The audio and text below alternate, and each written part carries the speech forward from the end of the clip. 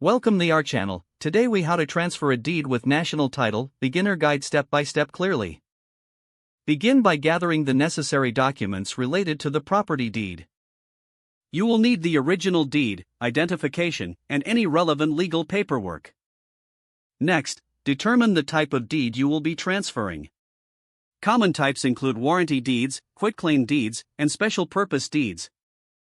Once you've identified the type, visit National Title's website to access their resources. Locate the deed transfer form specific to your state. Fill out the required information on the form accurately. Be sure to include the names of both the transferor and the transferee. Include the property description as detailed on the original deed. If you're unsure about any section, consider consulting with a real estate attorney for guidance. After completing the form, sign it in accordance with your state's regulations. Most states require the signatures to be notarized. Find a notary public and schedule an appointment to have your signatures validated. Once notarized, you're ready to file the deed with your local county clerk's office. Make copies of all documents for your personal records before filing.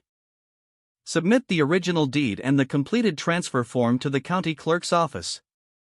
Be prepared to pay any associated filing fees at this time.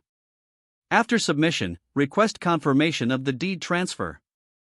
This may take several days to process, depending on local regulations. Once confirmed, check the public records to ensure your transfer has been completed. Finally, retain a copy of the newly recorded deed for your files. If the page does not load, refresh the browser or try again in a private or incognito window. Make sure you are using the correct email address, then retype it carefully to avoid small typos. If your password is not accepted, use the reset option and create a new strong password you can remember. Check your spam folder for verification or security emails, then complete any requested confirmation steps.